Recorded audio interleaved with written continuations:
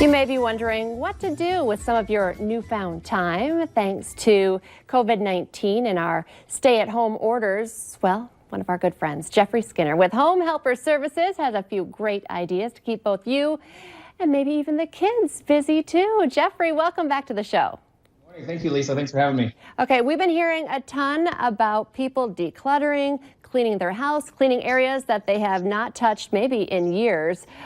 So I wanted to visit a little bit with you about where you would start. I know we've talked to you in the past about, the importance of disinfecting due to COVID-19, but I also just want to talk to you about, getting our houses in tip-top shape. It's spring.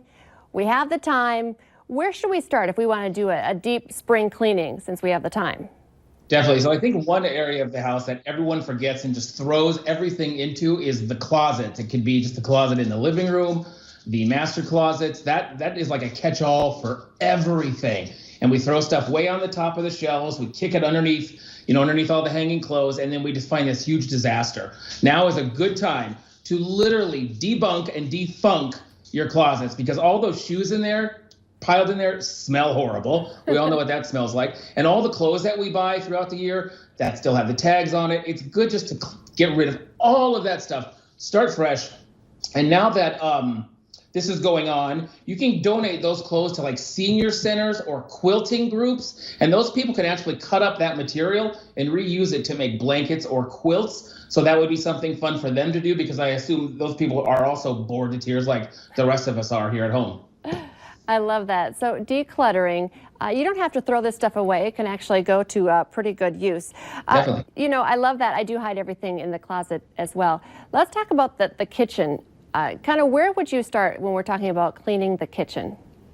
Well, I think most people like to keep up with their kitchens, but again, like everything is thrown into the places that hide, like the cupboards. So definitely under the sink. Think of all the dish soap bottles and the plant food and just all the stuff that just gets thrown under there. Again, pull it out, start fresh, get rid of it, throw it away. You probably don't even need half the stuff under there.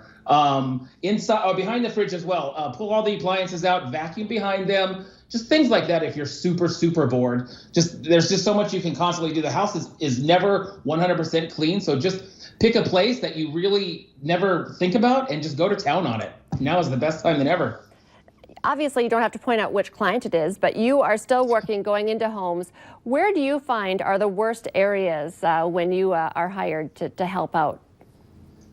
Definitely behind the ovens, the sides of the ovens, the grates of the heaters are really bad.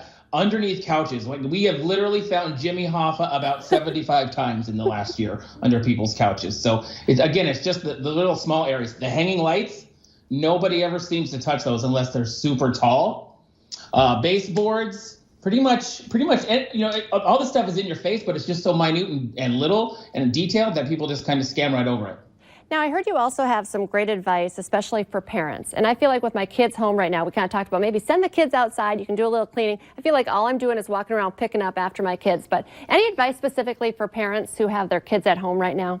Yes, I got some advice. Let's do this. We live in one of the windiest cities. And so it never fails. Whenever it's trash day, the trash can lid flies right open and the trash just flies out. And we see it everywhere. We've all seen it.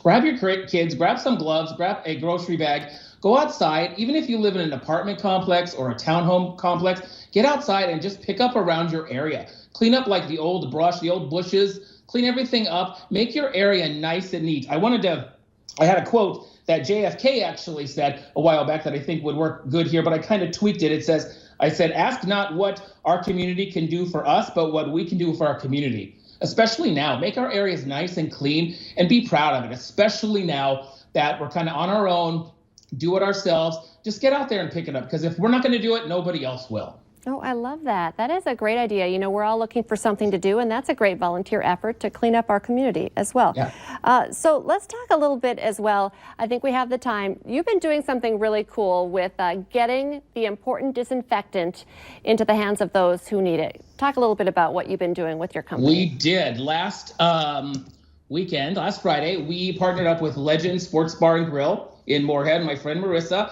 and we gave away over 100 bottles of this hospital-grade Sanibet Disinfectant. It went really well. People showed up. We educated them on how to actually use it, to spray it, the kill time, to leave it sprayed on something.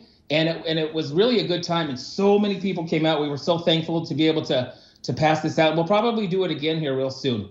Okay, can you give us the Cliff Notes then? What do people need to know as far as how long disinfectant needs to be on things? Definitely. This Sanibet disinfectant, you can spray it on all your touch zones, light fixtures, handles, microwaves, your chairs, your credit cards, your wallet, inside your car, your steering wheel. So for this specifically, and most products, the kill time is 8 to 10 minutes. So that means spray it on the area and leave it. Don't just spray and then wipe. You're doing no good. Leave it for 8 to 10 minutes. Let it dry. If you're happening to do something shiny like stainless steel, spray it. Leave it for the 10 minutes, but then you're going to have to go back and wipe it down just to get all the hard water stains off. But it's really a science behind all this. You are the smartest cleaner that I know. Okay, Home Helper Services. Thank you. You should get like a crown or something. It's like, I should, right, exactly. it makes sense. All right, so people can look you up online, Home Helper Services, if they have any questions, if they want you to come on in as well, right? The best way to find you? HomeHelperServicesLLC.com. All right, Jeffrey, thank you so much for your time. Always Thank you, appreciate Lisa. it. Stay well. Coming up on today's show, we are moving on to the 19th day of Helping Hearts campaign. Stay with us.